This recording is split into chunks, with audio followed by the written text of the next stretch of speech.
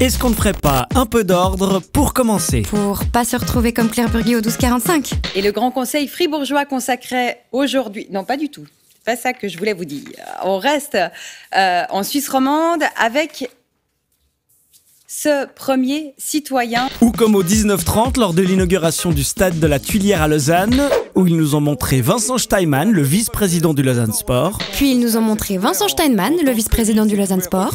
À Lausanne encore, le 1930 est allé vérifier avec la municipale Florence Germont si l'instauration du 30 km/h la nuit était respectée. Pour près de 2/3, ils soutiennent la mesure, ils comprennent l'utilité. Peut-être pas les motards. Dans Mise au point, on a vu des retraités qui doivent, eux, respecter certains quotas. Les MS limitent leur consommation à 1 verre d'alcool par apéro. Donc, un verre par jour, si je comprends bien? Non, c'est 1 verre par apéro. Je m'en sors, mais je ne peux pas aller tous les jours à l'apéro 2 ou 3 fois. Mais oui, bien sûr. D'ailleurs, je sais pas si c'est l'effet de l'apéro, mais ils ont un bon sens de l'humour, ces retraités. Le syndic, Roger, enceinte de 7 mois. À votre bonne santé, pendant qu'on se reconnaît. À propos d'humour, certains journalistes en font preuve en faisant de super gags. La ministre jurassienne Nathalie Bartoulot, le conseiller d'État neuchâtelois Alain Ribaud et même le conseiller fédéral Bergonzoli. Prendre la roue de ce qu'on peut appeler une véritable vélorussion. Une opération de longue haleine qui demandera de tenir le coup, mais surtout de ne pas craquer.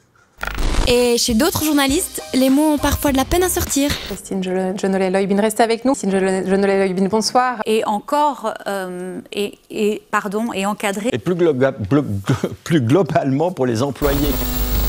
Sinon, sur l'aimant bleu, on a vu la vice-présidente de l'UDF Genève s'exprimer sur le mariage pour tous. Un sujet qui a l'air un peu technique pour elle quand même. Hein.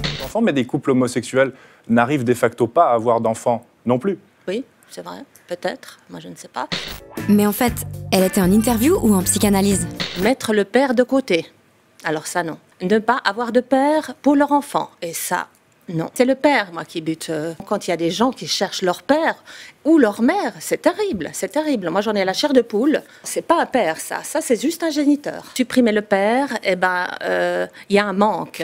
C'est aussi un acte, psychologique de ne pas avoir de père. Et mon père était assez autoritaire, je reconnais, mais il était différent de ma mère. Merci beaucoup, Sylvie Ruffieux-Guignard. Autrement, au Conseil d'État fribourgeois, on en est où au niveau des petits pas? Tout dépend combien de petits pas on fait. Si vous faites beaucoup de petits pas, ça correspond à des très grands pas. Dans la culture suisse, les très grands pas donnent souvent lieu à beaucoup d'opposition. Des fois, les sommes des petits pas font tout autant avancer. Et au 1930, on a entendu des noctambules à propos de l'introduction du certificat Covid, désormais obligatoire pour sortir. C'est sûr que c'est faire... De toute manière, il y en a une qui ferait mieux de rentrer là.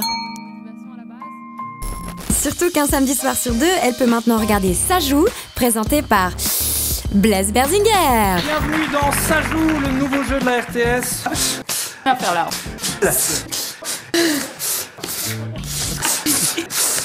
Mais alors, on gagne.